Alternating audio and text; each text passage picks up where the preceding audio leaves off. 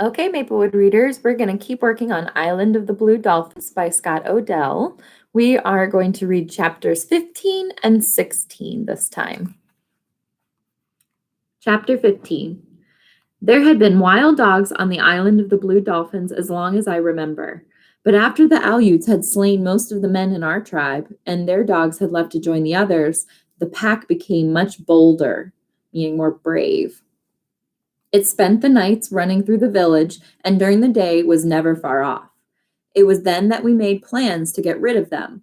But the ship came, and everyone left Galasat. I'm sure that the pack grew bolder because of their leader, the big one, with the thick fur around his neck and the yellow eyes. I had never seen this dog before the Aleuts came, and no one else had, so he must have come with them and had been left behind when they sailed away. He was a much larger dog than any of ours, which besides have short hair and brown eyes. I was sure that he was an Aleut dog.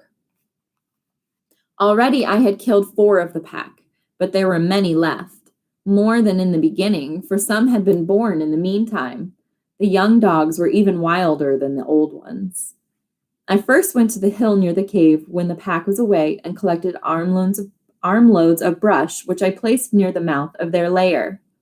I then waited until the pack was in the cave. It went there early in the morning to sleep after it had spent the night prowling. I took with me the big bow and 5 arrows and 2 of the spears. I went quietly, circling around the mouth of the cave, and came up to it from the side. There I left all my weapons except 1 spear. I set fire to the brush and pushed it into the cave. If the wild dogs heard me, there was no sound from them. Nearby was a ledge of rock which I climbed, taking my weapons with me. The fire burned high. Some of the smoke trailed out over the hill, but much of it stayed in the cave. Soon the pack would have to leave. I did not hope to kill more than 5 of them because I only had that many arrows, but if the leader was one of the 5, I would be satisfied. It might be wiser if I waited and saved all my arrows for him, and this I decided to do. None of the dogs appeared before the fire died. Then 3 ran out and away. 7 more followed, and a long time afterwards, a like number. So another 7. There were many more still left in the cave. The leader came next. Unlike the others, he did not run away. He jumped over the ashes and stood at the mouth of the cave, sniffing the air. I was so close to him, I could see his nose quivering, but he did not see me until I raised my bow. Fortunately, I did not frighten him. He stood facing me, his front legs spread as if he were ready to spring. His yellow eyes narrowed to slits. The arrow struck him in the chest. He turned away from me, took 1 step, and fell. I sent another arrow towards him, which went wide, which means it missed. At this time, 3 more dogs trotted out of the cave. I used the last of my arrows and killed 2 of them. Carrying both of the spears, I climbed down from the ledge and went through the brush through the place where the leader had fallen. He was not there. While I had been shooting at the other dogs, he had gone. He could not have gone far because of his wound, but though I looked everywhere around the ledge where I had been standing and in front of the cave, I did not find him. I waited for a long time and then went inside the cave. It was deep, but I could see clearly. Far back in a corner was the half-eaten carcass of a fox. Beside it was a black dog with 4 gray pups. One of the pups came slowly towards me, a round ball of fur that I could have held in my hand. I wanted to hold it, but the mother leapt to her feet and bared her teeth. I raised my spear as I backed out of the cave, yet I did not use it. The wounded leader was not there. Night was coming, and I left the cave, going along the foot of the hill that led to the cliff. I had not gone far on this trail that the wild dogs used when I saw the broken shaft of an arrow. It had been gnawed off near the tip, and I knew it was from the arrow which had wounded the leader. Farther on, I saw his tracks in the dust. They were uneven, as if he were traveling slowly. I followed them towards the cliff, but finally lost them in the darkness. The next day, and the next it rained, and I did not go out to look for him. I spent those days making more arrows, and on the third day, with these arrows in my spear, went out along the trail the wild dogs had made to and from my house.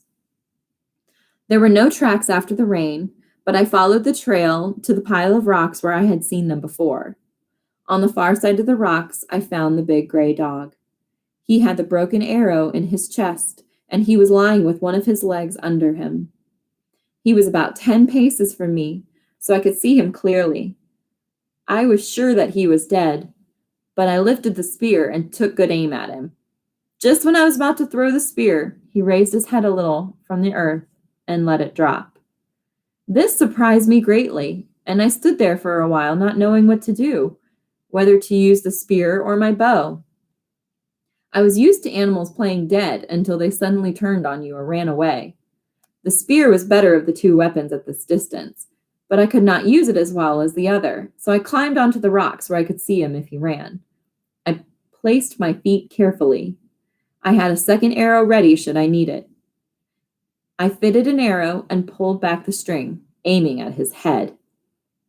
Why I did not send the arrow, I cannot say. I stood on the rock with the bow pulled back, and my hand would not let it go. The big dog lay there, and he did not move, and this may be the reason. If he had gotten up, I would have killed him. I stood there for a long time, looking down at him, and then I climbed off the rocks. He did not move when I went up to him, nor could I see him breathing until I was very close. The head of the arrow was in his chest, and the broken shaft was covered with blood. The thick fur around his neck was matted from the rain. I do not think that he knew I was picking him up, for his body was limp, as if he were dead. He was very heavy, and the only way I could lift him was by kneeling and putting his legs around my shoulder. In this manner, stopping to rest when I was tired, I carried him to the headland. I could not get through the opening under the fence, so I cut the bindings and lifted out 2 of the whale ribs, and thus took him into the house. He did not look at me or raise his head when I laid him on the floor, but his mouth was open and he was breathing. The arrow had a small point, which was fortunate, and came out easily, though it had gone deep. He did not move while I did this, nor afterwards as I cleaned the wound with a peeled stick from a coral bush. This bush has poisonous berries, yet its wood often heals wounds that nothing else will. I had not gathered food for many days, and the baskets were empty, so I left water for the dog, and after mending the fence, went down to the sea. I had no thought that he would live, and I did not care. All day I was among the rocks, gathering shellfish, and only once did I think of the wounded dog, my enemy, lying there in the house, and then to wonder why I had not killed him. He was still alive when I got back, though he had not moved from the place where I had left him. Again, I cleaned the wound with a coral twig. I then lifted his head and put water in his mouth, which he swallowed. This was the first time that he had looked at me since the time I had found him on the trail. His eyes were sunken, and they looked out at me from far back in his head. Before I went to sleep, I gave him more water. In the morning, I left food for him when I went down to the sea, and when I had come home, he had eaten it. He was lying in the corner watching me. While I made a fire and cooked my supper, he watched me. His yellow eyes followed me wherever I moved. That night I slept on the rock, for I was afraid of him, and at dawn, as I went out, I left the hole under the fence open so he could go. But he was there when I got back, lying in the sun with his head on his paws. I had speared 2 fish, which I cooked for my supper. Since he was very thin, I gave him one of them, and after he had eaten it, he came over and lay down by the fire, watching me with his yellow eyes that were very narrow and slanted up at the corners. 4 nights I slept on the rock, and every morning I left the hole under the fence open so he could leave. Each day I speared a fish for him, and when I got home, he was always at the fence waiting for it. He would not take the fish from me, so I had to put it on the ground. Once I held out my hand to him, but he backed away and showed his teeth. On the 14th day, when I came back from the rocks, early, he was not there at the fence waiting. A strange feeling came over me. Always before when I returned, I had hoped that he would gone. But now, as I crawled under the fence, I did not feel the same. I called out, "Dog! Dog!" for I had no other name for him. I ran towards the house calling it. He was inside. He was just getting to his feet, stretching himself and yawning. He looked first at the fish I carried and then at me and moved his tail. That night, I stayed in the house. Before I fell asleep, I thought of a name for him, for I could not call him Dog. The name I thought of was Rontu, which means in our language, fox eyes. So that was chapter 15. So we're going to start chapter 16. The white men's ship did not return that spring or in the summer. But every day, whether I was on the headland or gathering shellfish on the rocks or working on my canoe, I watched for it. I also watched for the red ship of the Aleuts. I was not sure what I would do if the Aleuts came.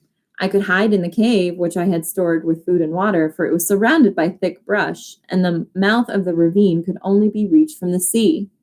The Aleuts had not used the spring and did not know about it because there was another one closer to where they had camped. But they might come upon the cave by chance, and then I must be ready to flee. For this reason, I worked on the canoe I had abandoned on the spit. I went to the place where the others were hidden, but they were dried out and cracked. Also, they were too heavy for a girl to push into the water, even a girl as strong as I was. The tides had almost buried the canoe, and I labored many days to dig it out of the sand. Since the weather was warm, I did not go back and forth to my house on the headland, but cooked my meals on the sandspit and at night slept in the canoe, which saved much time. Even this canoe was too big for me to pull easily in and out of the water, so I set about making it smaller. I did this by loosening all the planks, by cutting the snows and heating the pitch that bound them together. I then shaped these planks to half their length, using sharp knives made from a black stone, which is to be found at one place on the island, and bound them back together with fresh pitch and snows. The canoe, when I had finished, was not so beautiful as it had once been before, but I could now lift one end of it and drag it through to the waves. All the time I was working on the canoe, which was most of the summer, Ron, was with me. He was either sleeping in the shade of the canoe or running up and down the sandspit chasing the pelicans that roost there in great numbers because there are numerous fish nearby. He never caught any of the birds, yet he would keep trying until his tongue hung out of his mouth. He had learned his name quickly, and many words that meant something to him. Zalwit, for example, which is our word for pelican, and naip, which means fish.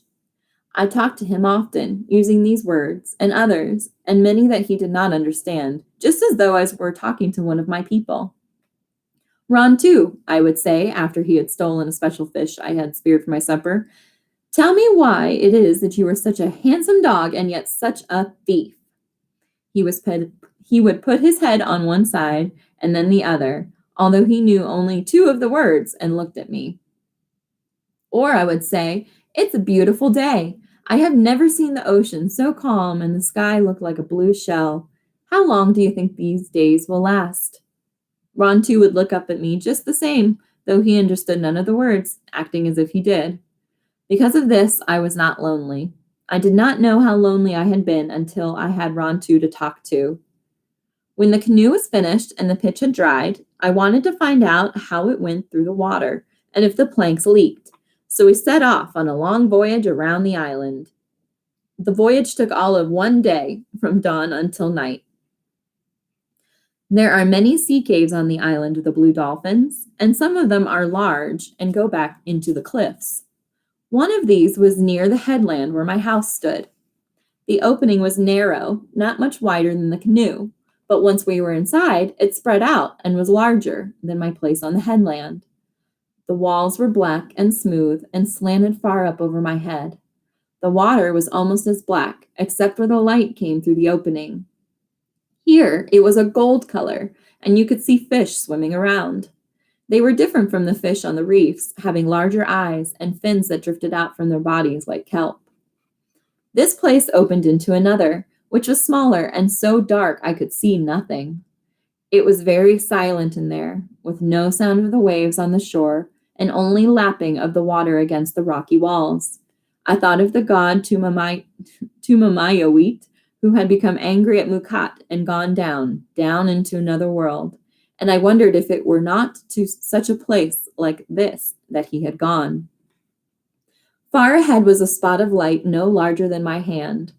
So instead of turning back, which I felt like doing, I drifted towards it around many turnings and came at last to another room much like the first. Along one side was a wide shelf of rock, which ran out to the sea through a narrow opening. The tide was full, and yet the shelf was out of the water.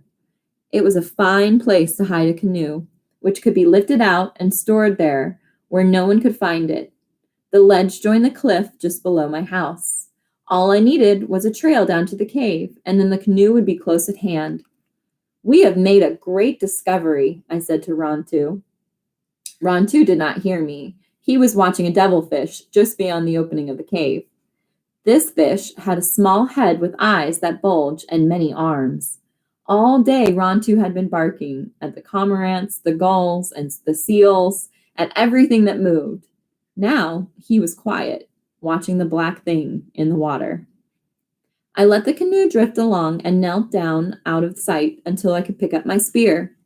The devilfish was in front of us, swimming slowly near the surface, moving all of his arms at once. Large devilfish are dangerous if you are in the sea, for their arms are as long as a man, and they can quickly wrap them around you.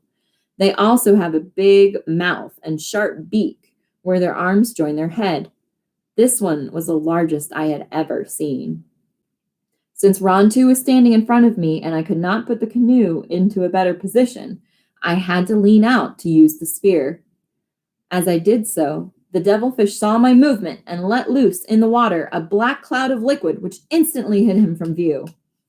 I knew that the devilfish would not be around in the center of this cloud that he had left behind it. I therefore did not aim my spear at it, but picked up the paddle and waited until he appeared. He was now twice the length of the canoe from me, and though I paddled fast, I could not overtake him. "Rontu," I said, for he was watching the black cloud in the water.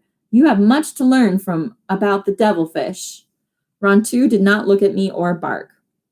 He put his head to one side and then the other, still puzzled, more so when the cloud disappeared and nothing was left except clear water. Devilfish is the best food in the seas.